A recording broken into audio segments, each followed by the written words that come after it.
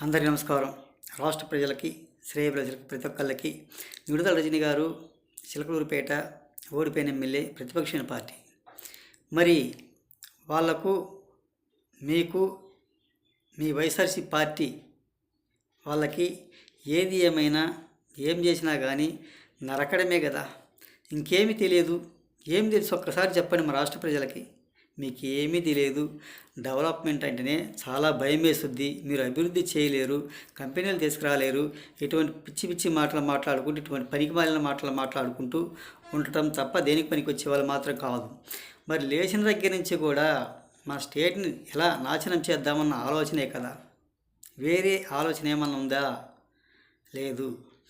మరి ఆ ఆలోచన తప్ప వేరే ఆలోచన అంటే ఏం లేదు. ఎటు చూసినా కానీ మీది గొడ్డలి పార్టీ కాదు. అసలు ఏ ప్రక్కన చూసినా, ఎటు చూసినా కానీ మీరు గొడ్డల పార్టీను. మీకు డెవలప్మెంట్ అంటేనే భయం వేస్తుంది. ఎలా నాశనం చేద్దామా, ఏ విధంగా నాశనం చేద్దామన్న ఆలోచన తప్ప మరి ఇటువంటి ఆలోచన కూడా ఉండదు. ఒక అభివృద్ధి చేత కాదు.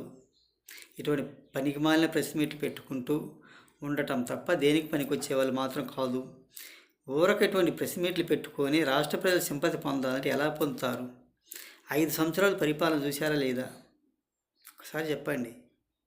తెలియజేస్తూ ప్రతి ఒక్కళ్ళకి హృదయపూర్వక ధన్యవాదాలు.